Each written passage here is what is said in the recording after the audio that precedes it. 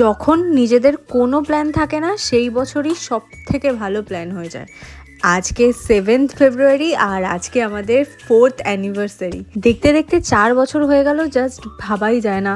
আমি নিজে তো ভাবতেই পারি না। এখনও বেনারসিটা দেখলে মনে হয় সেভাবে পড়াই হলো না। এখনও মুকুটটা নতুনই আছে, সিঁদুরের কৌটে ভর্তি সিঁদুর, বিয়ের সব কিছু একদম জলজল করছে, অথচ 4 বছর হয়ে গেল। দিনগুলো বছরগুলো ঝড়ের গতিতে বেরিয়ে গিয়ে 4 বছরের অ্যানিভার্সারি হয়ে গেল। আর এবছরের অ্যানিভার্সারিটা একটু বেশি স্পেশাল ছিল, কিন্তু কোনো প্ল্যান ছিল না। সকাল সকাল উঠে, এখন সকাল নেই, অনেকটাই বেলা হয়ে গেছে। যাই হোক, একটু বেলা করেই উঠে তারপর স্নান টান করে এখন আমি রেডি হয়েছি। এই যে অভি রেডি হবে বলে জামা কাপড় ইস্ত্রি করছে। কোথায় যাব আমরা কিছুই জানি না, কিছু ঠিক হয়নি।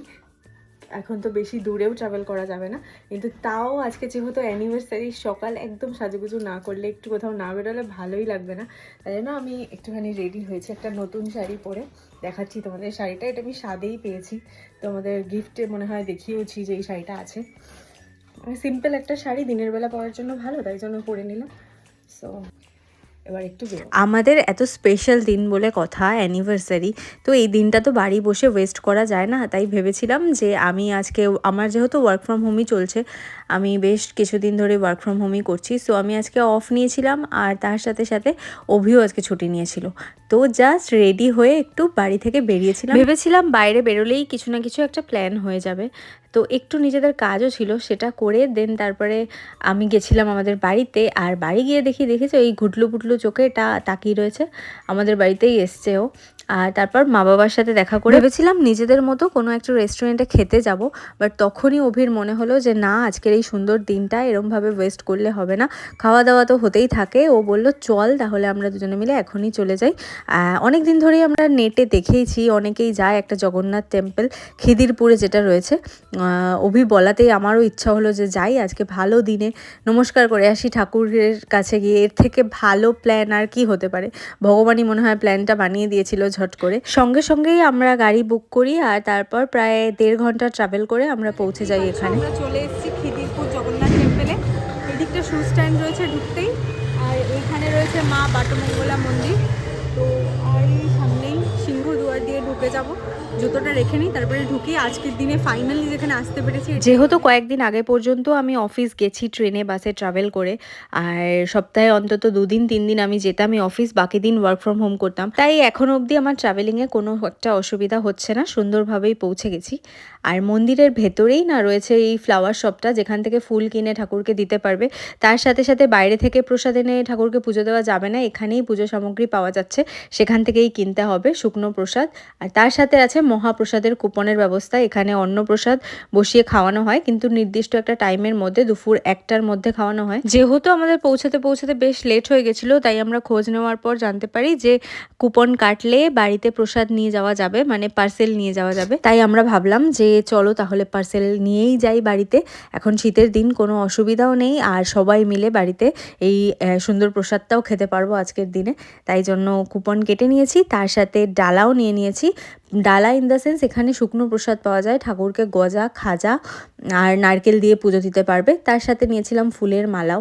প্রথমে পুজো দিয়ে নিয়েছি, আর তারপর মন্দিরটা পরিক্রমা করে দেখছিলাম চারপাশ ঘুরে, একদম পুরীর আদলেই করা, যেটা দেখে গেছিলাম সেরকমই। সকালবেলা বাড়ি থেকে হালকা করে ব্রেকফাস্ট করে গেছিলাম, বাট তারপর আর সেরকম কিছু খাওয়া হয়নি।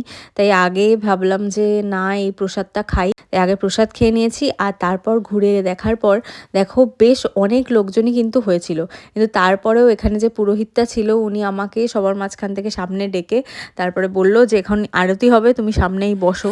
তো আমি বসলাম, আর পুরো আরতিটা একদম সামনে থেকে আমিও দেখেছি, তোমাদেরকেও দেখাচ্ছি।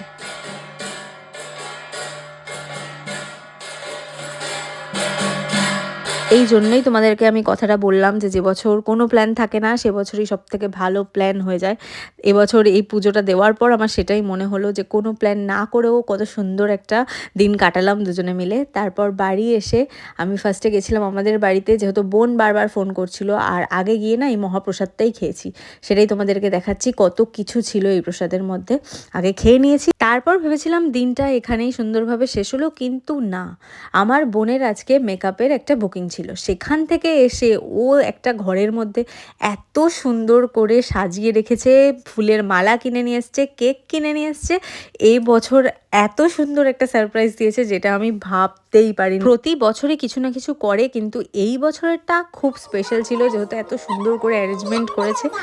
আর আমি না যখন মালাটা পরাতে বলেছে আমাকে এত হাসি পাচ্ছিল, এত লজ্জা লাগছিল। বিয়ের সময় মনে হয় আমি এত লজ্জা পাইনি, এইবার যত লজ্জা লাগছিল আমি হেসেই পাগল হয়ে যাচ্ছিলাম। দেখতেই পেলে এরপর আমরা কেক কাটিং করেছি আর সবাই মিলে কেক টেক খেয়ে দেন বাড়ি চলে এসেছি। আর সাথে করে আমি রজনীগন্ধার মালাটাও নিয়ে এসেছি। এই সুন্দর মালাটা দেখবো আর ভাববো যে আবার মালা বদল হয়েছে আমাদের, আর তার সাথে সাথে ঘরে একটা সুন্দর গন্ধও ছাড়বে, তাই জন্য মালাটা সাথে করে নিয়ে এসেছি। আর বেশ হই হুল্লোড় করে দিনটা কাটলো। কিন্তু বাড়ি আসার পর এখানেই শেষ নয়। বাড়ি আসার পর দেখি ভাইও একটা কেক নিয়ে এসছে, আবার আমাদেরকে ডাকাডাকি করছে, চলো কেক কাটবে কেক কাটবে। ওর কেকটা দেখে আমি ভাবলাম যে ইস কেন শাড়িটা ছাড়লাম, এত সেলিব্রেশন পাবো যেটা ভাবতেই পারিনি যে সবাই এই দিনটাকে স্পেশাল করে তুলবে এইভাবে। তো যাই হোক কেকটা আবার কেটেছি আর তারপর সবাই মিলে একটু কেকটা খেয়েছি। আর দেন মাম্মাম আবার যে মহাপ্রসাদটা নিয়ে এসেছিলাম ওটাই বাড়িতে ভালোভাবে মেখেছিল, খুব টেস্টি হয়েছিল মাখার পর, সেটা খেয়েই আজকের দিনটা কমপ্লিট করলাম। সো টাটা, আমার ব্লগটা কেমন লাগলো জানিও।